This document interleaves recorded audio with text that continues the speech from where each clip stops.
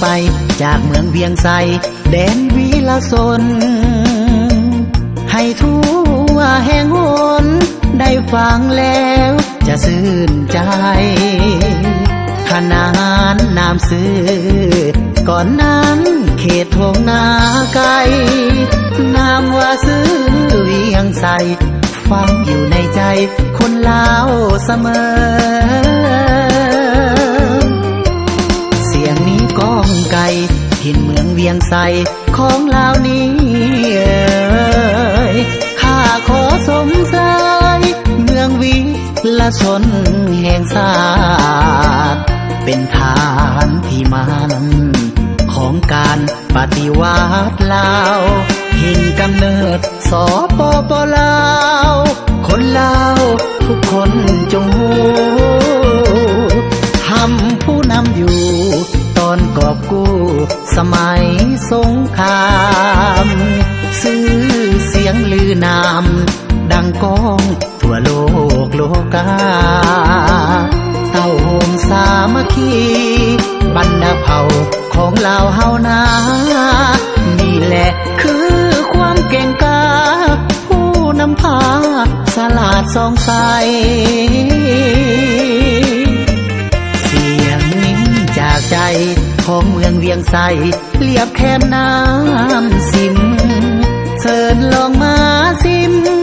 ปิ้งปลาแพกแกงหน่อไม้ลอยฟังขับไตแดงนั่งแยงหน้าเข้าไก่น้อยมีสายลมเย็นจอยฟังเสียงสาวน้อยอีดูน้ำแน่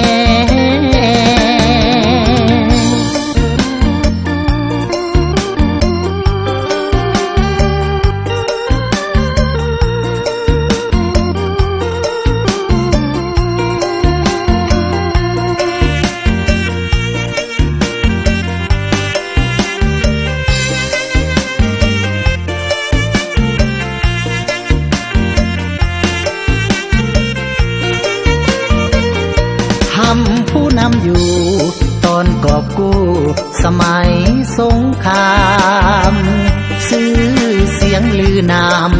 ดังก้องทั่วโลกโลกาเต้าโฮมสามัคคีบรรดาเผ่าของลาวเฮานานี่แหละคือความเก่งกาผู้นำพา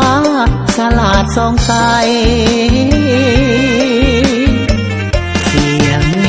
จากใจของเมืองเวียงไสเรียบแคมน้ำสิม